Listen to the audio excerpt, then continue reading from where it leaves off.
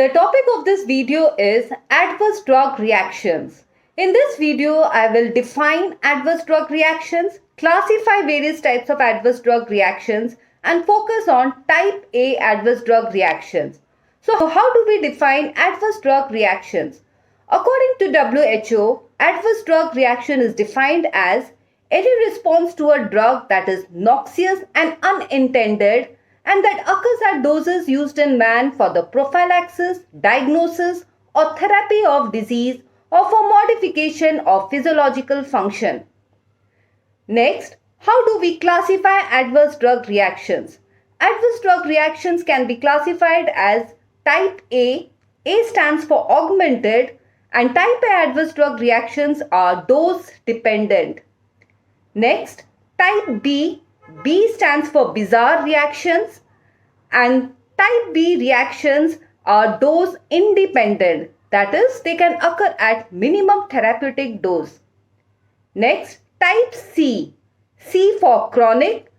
Such reactions can be dose and time dependent. Next, type D for delayed. So type D reactions are time dependent. Next, type E for end of dose effect. Type E reactions occur after the completion of the dose. So to start with, type A reactions. Type A reactions consist of side effects, secondary effects, and toxicity. Side effects. A drug produces pharmacological action, and the same pharmacological action of the drug is responsible for the therapeutic effect and the side effect. For example, prazosin is an alpha blocker. By blocking the alpha-1 receptor of the smooth muscles of the blood vessels, it causes vasodilation, resulting in a fall in blood pressure. Therefore, prazosin is used as an antihypertensive agent. But excessive lowering of blood pressure caused by vasodilation can cause postural hypotension as a side effect. Next example, atropine. Atropine is known for its anti-secretory action. Atropine reduces secretions in the mouth and respiratory passages. Therefore, it is commonly used as a pre-anesthetic medication. Reduction in secretions of the mouth can cause dryness of mouth as a side effect. So, anti-secretory action is responsible for therapeutic effect, that is pre-anesthetic medication, and a side effect such as dryness of mouth. Next example, glyceryl trinitrate releases nitric oxide and causes dilatation of blood vessels. By dilating the coronary blood vessels, it helps to relieve anginal pain and is therefore used for the treatment of angina pectoris. The side effect is due to dilatation of peripheral blood vessels causing postural hypotension, and dilatation of cerebral blood vessels causes throbbing headache. So with the help of examples, we have learned how the same pharmacological action produces a therapeutic effect and a side effect. So now we will learn how the therapeutic effect and side effects are produced by different pharmacological actions. For example, promethazine antagonizes the central and peripheral effects of histamine mediated by histamine H1 receptors. So because of its antihistaminic property, it is useful for the treatment of allergic disorders. But promethazine can also cause sedation because of its antimuscarinic action. So here the therapeutic effect and the side effect is produced because of different pharmacological actions. The next example is that of estrogen. Estrogen is widely used in birth control pills because of its anti-ovulatory action, but it can also cause a feeling of nausea because of irritation of stomach lining. So in this case, the therapeutic effect and the side effect is caused by different pharmacological actions. A drug can produce a side effect because of a particular pharmacological action, and the side effect can be exploited for therapeutic purposes. This means the pharmacological effect can be therapeutic in one context and side effect in another context. For example, codeine used for the treatment of cough causes constipation as a side effect because of decrease in GI motility, and this side effect can be exploited for therapeutic use, that is in the treatment of traveler's diarrhea. The next example is that of digoxin, which is widely used for the treatment of congestive heart failure. Digoxin has the property to depress the AV conduction, and this property is likely to cause bradycardia as a side effect. But the property to suppress AV conduction is desirable in the treatment of atrial fibrillation.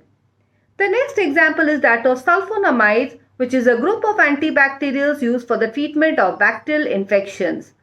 Earlier, sulfonamides were known to cause hypoglycemia and acidosis. Therefore, derivatives of sulfonamide, that is sulfonylurea, is useful for the treatment of hyperglycemia because of its property to reduce the blood glucose level, and acetazolamide, which is again a derivative of sulfonamide, can be used for the treatment of metabolic alkalosis because of its property to induce metabolic acidosis. The second type of type A reaction is secondary effects. These are the indirect consequences of the main pharmacological action of the drug. For example, superinfection secondary to treatment of infections with antibiotics caused by suppression of bacterial flora. The second example is that of corticosteroids that are known to weaken the immune system and is associated with increased susceptibility to infections. The third type of type A reaction is toxicity. What is toxicity? It is an exaggerated form of side effects which occur due to overdoses or after prolonged use of the drug. Examples of various types of toxicities are hepatotoxicity, nephrotoxicity, hematopoietic toxicity, ototoxicity, and neurotoxicity. Hepatotoxicity. Hepatotoxicity or liver damage can be genetically mediated. For example, individuals who are fast acetylators of isoniazid lead to the formation of reactive metabolite which causes liver damage and hepatotoxicity. Halothane causes liver damage through immunologically mediated mechanisms. Drugs such as chlorpromazine and androgens can cause obstructive jaundice. Low dose of methotrexate for a prolonged period can cause cirrhosis of liver. Overdoses of paracetamol can lead to the formation of a reactive metabolite which can lead to oxidative stress and liver damage. Next is nephrotoxicity. Nephrotoxicity can be caused by sulfonamides which are precipitated in acidic urine and can cause crystalluria and glomerular nephritis. Aminoglycosides are known to cause tubular necrosis. NSAIDs decrease the synthesis of prostaglandins, and prostaglandins are known to increase the blood flow. The decreased prostaglandin synthesis decreases the blood supply to the kidney, resulting in hemodynamic injury to the kidney.